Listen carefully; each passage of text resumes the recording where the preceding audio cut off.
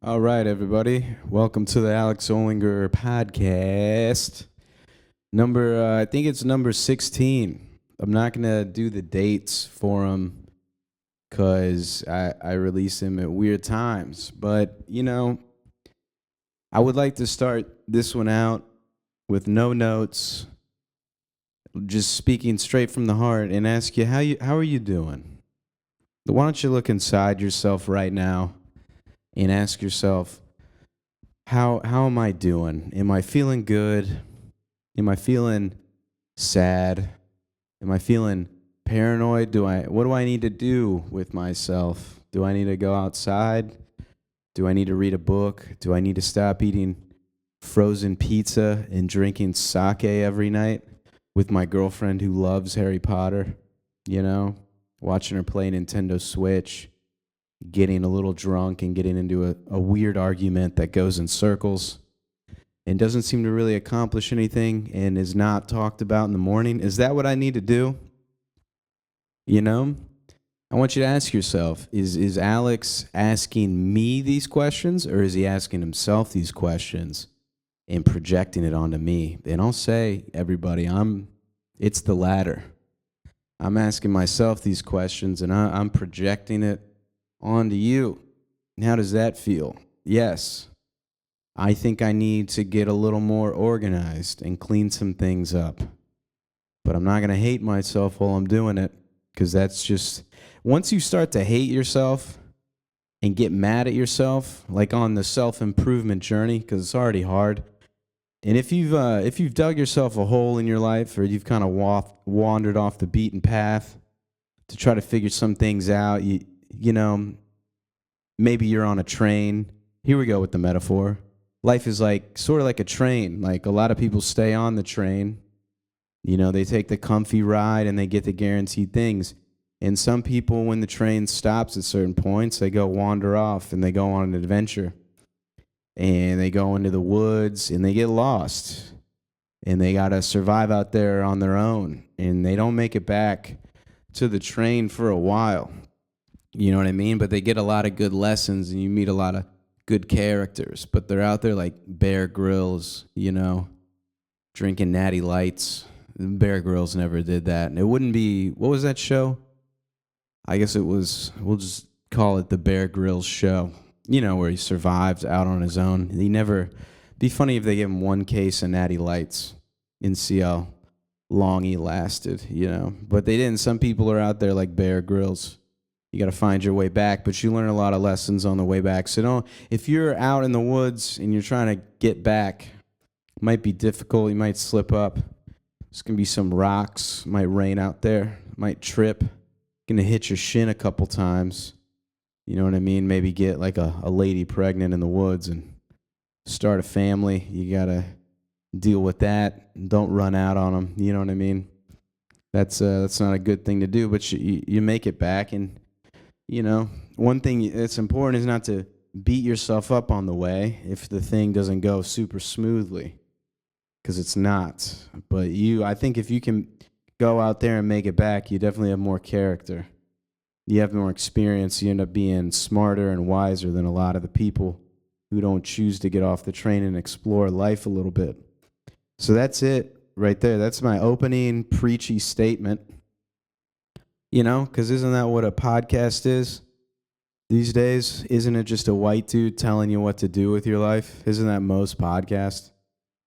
They clip them on Instagram. They put the music in the background. They make it black and white so you think that there's something to it. That's really what a podcast is. Just some guy you don't know with an 8-pack telling you you're a pussy, telling you to get your shit together, hating the Democrats.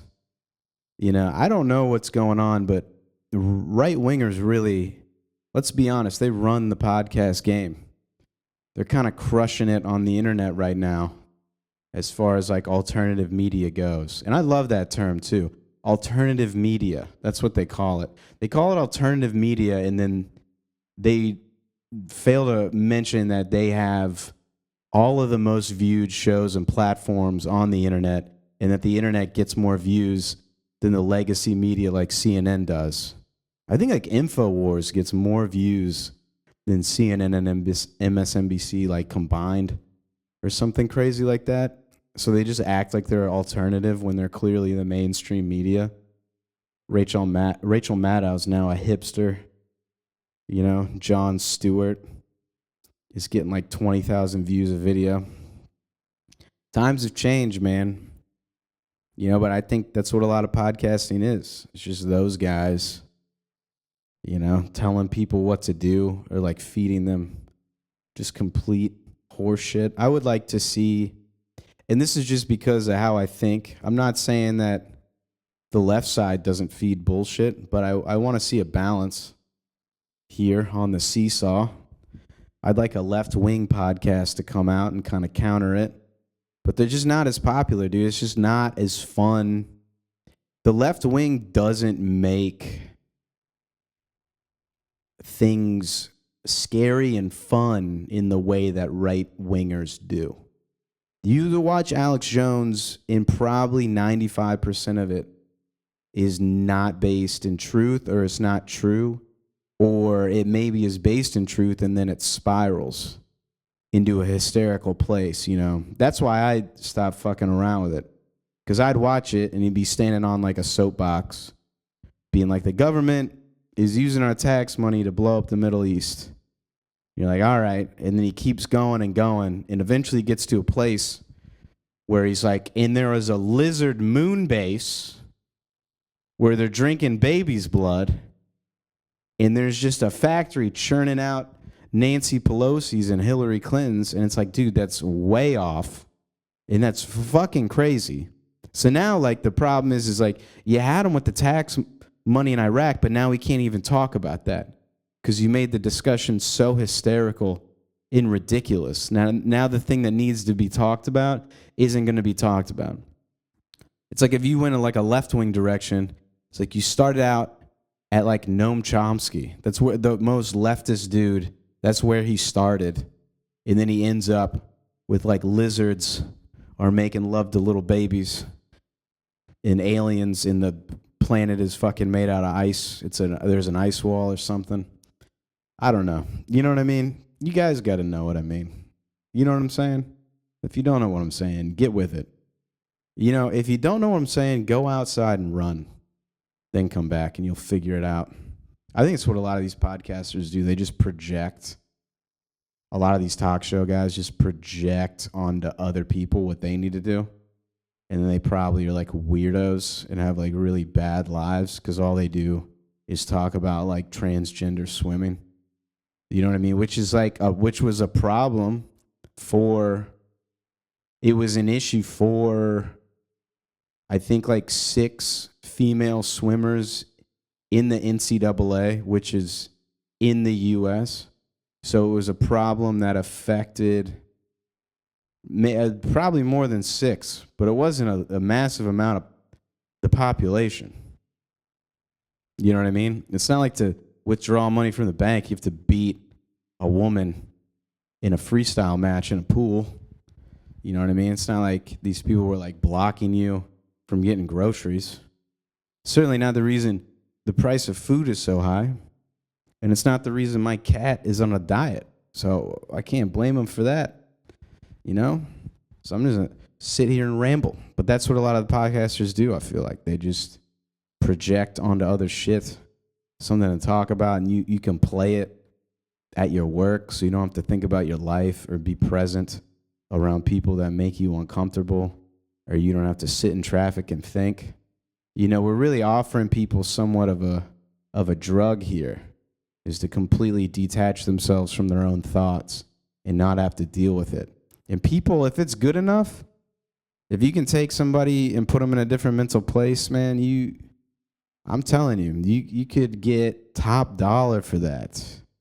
You really could. You could get a lot of money just by projecting onto weird things and giving people something to care about, you know, so they don't have to actually like wake up one day and go outside and be like, oh, I live in northern Ohio.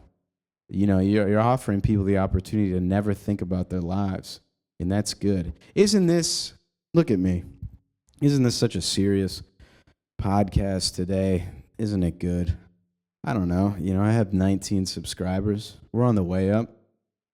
I didn't pay for that. I put in hard work, sort of. I put in a certain amount of work to get here. I get about 9 views, which is infinitely more than 0. I'll tell you that much, isn't it, boys? I'm infinity away from nothing, which is that's my motto. Just be there. Be infinity away from nothing. All right, okay. Let's reel it back in. Gotta take notes. What's going on in the world? We can talk about that. Should I talk about what everybody's talking about? Elon Musk doing a Sig Heil. Sig Heil Kyle up there, ripping it. Really ripping one, too. That wasn't timid by any means. It was a slap and a salute, and that's exactly what it was, man. People are trying to say it wasn't. People are trying to say it was a Roman salute. People are trying to say he has autism, which pissed me off. That is not what autism does. When autistic people, they get overwhelmed, they do this thing called stemming, which is a way to release like frustration and anxiety that they can't get out in other ways. Like my cousin, for instance, when he stems, he makes like a noise with his mouth, like a gurgling sound. And my aunt calls him the Frappuccino maker or the Cappuccino maker because that's what it sounds like. That's him like stemming or like waving his hands. My other cousin on the other side that has autism, he kind of like stands on his tiptoes and like paces, but he has like less autism than the other one. There's like degrees to this shit. You know what I mean? And like I've met so many autistic people. Not one of them stemming is a Heil Hitler salute. That's crazy to blame it on that. The only thing that can be blamed on autism is like where and when he chose to do it, which was like the most inappropriate time, to do that. And it's crazy that nobody on the right wing is really, maybe they have in private been like, dude, you can't do that. Maybe there's like, they were in the back room like, what the fuck was that? What are we going to call that? He's like, I just call it a Roman salute. That's what you're going to do. If that was a Roman salute, or if that was autism, if his salute was not a Sig Heil and it was a Roman salute, then I think it would be safe to call Auschwitz a Dave and Buster's at this point. Like, how far away from it do you got to be? I don't understand, too, like, we've become so politicized as a country and so kind of polarized and divided, and we've like brainwashed people into thinking that it's important to take sides on this, that people can't just look at that and be like, that was not cool. I think somebody just knocked on my neighbor's door, and I didn't like that sound of that at all. Hold on 1 second, I'll be right back. All right. I think that was the neighbor downstairs or something, because I looked out of the peephole and nobody was there. That's creepy. That's certainly a sign of the times when like someone knocks on your door. Every time somebody knocks on my door, like I get freaked out, especially if it's like late at night. But it used to be like cool. It used to be like, oh, my friends are coming over to play. Let me get done with my homework, go outside, throw a stick around, play football till somebody gets hurt. Now it's like, dude, what kind of creep is here? What kind of homeless person is trying to enter my home or fucking rob me? It's crazy. I don't know. That's so wild that scared me. I didn't like that at all. Yeah, anyways, what was I talking about? This is going to be a rambly podcast for sure. It's all right, though. Not all of these can be excellent. I just did a comedy show in a weed store, like a weed speakeasy with a stage, and they got to be... Weed people are some of the toughest audience members to crack. You think it'd be easy because it's supposed to be like a goofy, drug, you smoke it, you giggle at shit, you laugh, but like I don't know, man. People get super high and they just sit there and they get like really smiley, but they don't make any noise, like they're just like laughing in their head or something. It's very bizarre. I prefer like somewhat of a mildly drunk audience is way better for comedy. You know what I mean? Like a group of soberish people that are present, dude. Every time I do a weed store, I have a bad set, and this one wasn't that bad. I kind of like had to riff around the room and kind of feel it out, which was cool. And I managed to do that like somewhat successfully, but some of the bits I was doing were just, I don't know if they were going, and that's the thing is like, you don't know if they're going over their heads or they enjoy it. They just sit there in silence.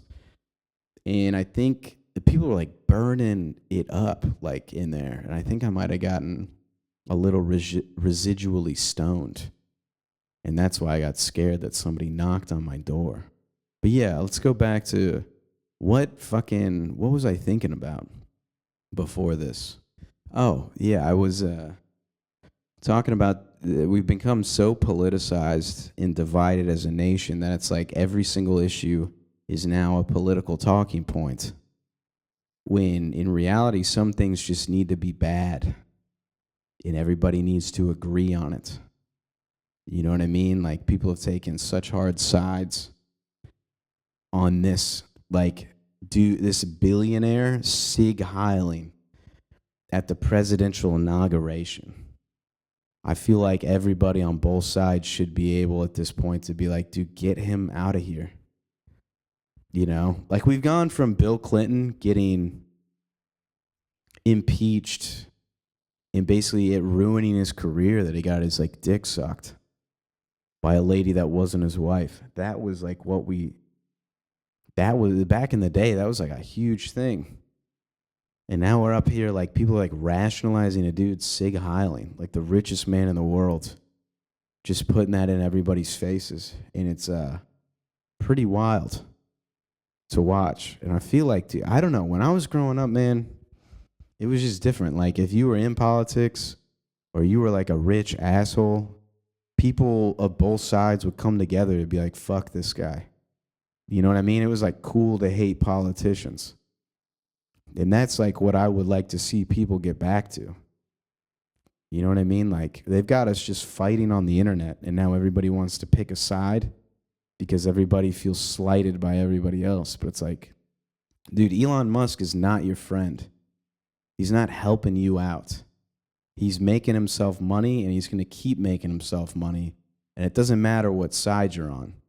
If he needs to throw you under the bus to make money or to keep attention garnered on himself, he will. I mean, he threw his own kid under the bus.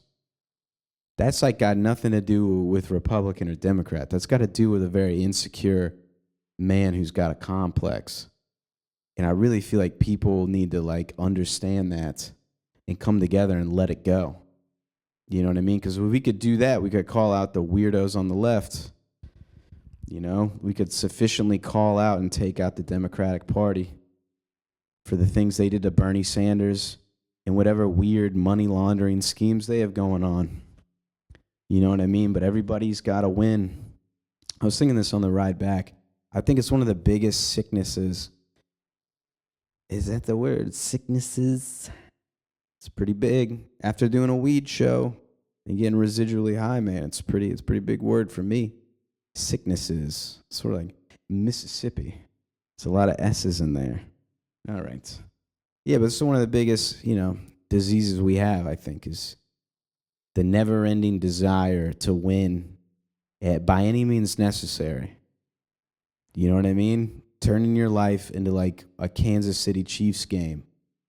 I feel like watching the Kansas City Chiefs, all the flags and the Taylor Swifting that they do and all the advertising for it, it seems like they're gonna be fine. The thing about the Chiefs is, if you're a Chiefs fan, you won't say it's corrupt. Everybody else is gonna say it's corrupt. But the bottom line is, if they're winning, they're not gonna come. The Chiefs are never gonna come out and say what we're doing is wrong. Play it fair. They're gonna keep their money. You know what I mean? They're going to keep it rolling, even if it kind of runs the game of football into the ground or changes the game forever. And that's kind of like, that's the problem with us, man. That's why I like Japan. I like the Japanese because like they've been kind of the number 3 economy in the world consistently while all the other ones swing up and down and they try to compete for first place. They've just been chilling at number 3 and they've got like a very stable and fine society over there. You know, the Republicans will go on and talk about their birth rate problems. I mean, still, even with that one, you know what I mean? I'm sure they have problems, but they keep it consistent, and they're pretty put together, and you don't hear about them at all. You don't really hear about the Japanese. And this is going to sound ignorant and American, but, like, really, like, it seems like every time I hear about the Japanese, I remember Japan's there. Not because I don't know that Japan is a country. It's just Japan is like the quiet kid in the back of class that's going to make good grades and have a nice job, and you're never going to hear from him again. You know, Japan's not the type of kid in class to be trying to be like a celebrity. Japan's just quiet, relatively sober, does all the things right, and he's like the 3rd best grades in class, and he's going to coast through and be fine. And I feel like America could use some of that. You know, we could, honestly, all of us could take a huge chill pill. And not even the people. I feel like the people are, a lot of them are really super chill, but it really is like the thing with like our leadership and our businessmen here are psychos. Just fucking psychotic. And like a Sig Heil aside, it's like, Elon, chill out, dude. He's like on ketamine. He's dancing and shit every time people take pictures of him. It's like someone needs to bring this dude back down to earth. It's really kind of scary. You know what I mean? To be Sig Heiling in that way, and then to top it off with like dancing on the red carpet and like doing ketamine and twitching is like fucking creepy. I mean, that's just a cocktail of a dude that needs to be brought back down to earth quickly. That is a man who needs to be number 1 because he's always going to be that weird, mole-faced looking asshole from back in the PayPal days that women don't really like, but they fuck him because of his money. And he's always going to know that. And he's always, because of his insecurity, going to try to be number 1. And it's really freaky. And he's going to be that weirdo that's like way too happy when it's not that big of a deal. Because at the end of the day, people, it's just a presidential inauguration. Like, there's only been like 47 of them about, but it's still, on the grand scheme of the universe, in all of human history and all these things, and even the accomplishments in America, it's not that big of a deal. I mean, it really, like, all the cheering in the music and the hats and the flags, I really feel like people could just be like, all right, cool, man, great. I got shit to do. I got kids at home. Do a good job, all right? Try your best, and then they just go home. You know what I mean? It'd be kind of cool just to see like a 30-second presidential speech. Just a guy up there like, yeah, I'd like to thank my manager, my producer. I'd like to thank God, my mom and dad for helping me out. And all right, cool. I got to get out of here. We're just going to keep it rolling. Try to make sure no one dies during this, you know? We'll try to lose as little money as possible, make sure nobody dies. Other than that, like, don't call me. Don't really bother me. I'm just kind of like, I'm a chill guy. I'm just Chad, the chill president. I'm just chilling. I don't want to talk to China. I'm more of an introvert. You know what I mean? I don't really want to take over Greenland or Mexico because that seems like a lot of effort. I'd rather just like kind of be by myself because I'm the president. The White House is nice. It's a nice house. I'm going to have some people over for like a potluck, maybe. We're going to play Cards Against Humanity, listen to some music. Other than that, like, I don't have much to say. Like, I don't even know why you guys are here, because it's kind of a waste of your time. And you all paid like $2,000 for a hotel room. So I don't even know. Like, no one even needs to be here, honestly, because it's going to be the same thing every time. And a lot of you are middle-aged and older, so you know that at this point in your life, like 4 years is not even that long of a time. So I'm like barely even here in the grand scheme of things. So, I mean, thanks, I guess. It's good to be president. It's not great. I'll be honest, it's not great to be president. It's kind of a bummer, actually. I wish kind of you hadn't voted for me, but I'll try. I kind of don't want to be here, and that's why I'm not really going to do that much. I don't even know what a tariff is. It sounds kind of like a tariff. It sounds like a weird white guy's name. Like that guy at work that doesn't talk to anybody. Who's that? That's Tariff. He was like adopted by like some Indian people. I don't know what it is. He likes Magic the Gathering. That's Tariff. He wears like a pocket protector. Anyways, I'm rambling. But thank you for making me president.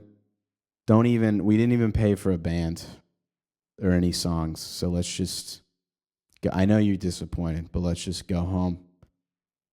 Yeah, I'll talk to China sometime. I'll see how they're doing. That's what I would like to see. Like a chill president. Like I'm not going to blame anybody because it's been really hard on everyone, Why would I blame anybody? He's giving his speeches. He's almost like he almost does like anti-propaganda. Where he's like, why would you blame the Democrats? They're kind of freaked out. No, I understand. I understand that they'd be worried. It's like a scary time. They have like, a lot of them have gay kids, and they're gay too. Yeah, and a lot of people said mean things to them, so why wouldn't they be offended? And of course, the conservatives want, they want to keep their guns. I'm not even going to take their guns because I wouldn't even take their guns. I wouldn't even be the one doing it. So why would I ask somebody to do that for me?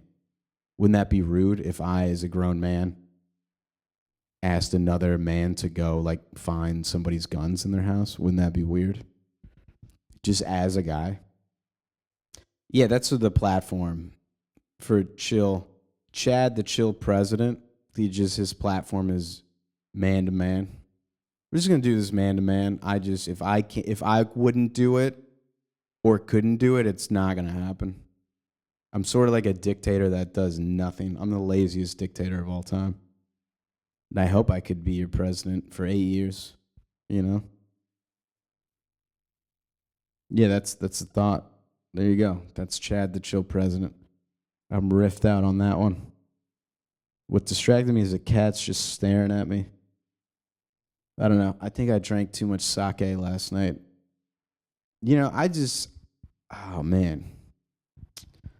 I want to know what the parameters for going to AA are.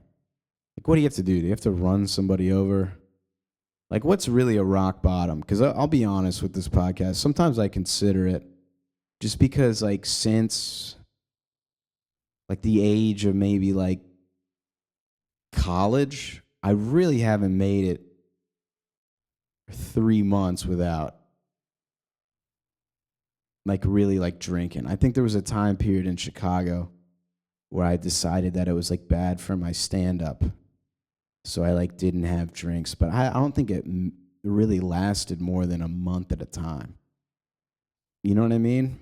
And I was coming home last night, and I was, like, kind of concerned about that.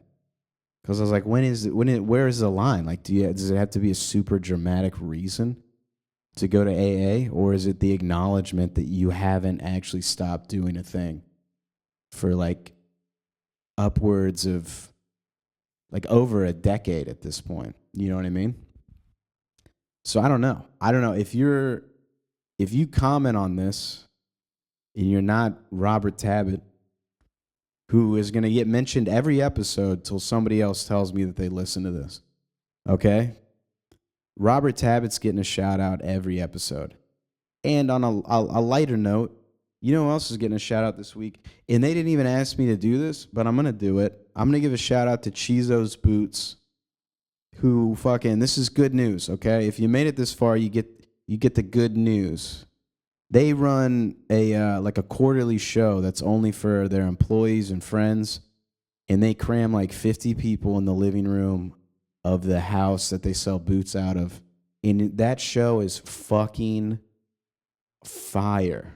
It's unbelievable. The guy that runs the company is like super into comedy. He's like this cowboy guy. And the first time I came in there, I was doing their like first show, and he said, I just wanted to feel and look like the comedy seller.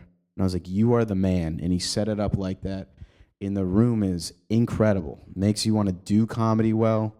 You know, it makes you feel like you can do comedy. The crowd wants to see good comedy.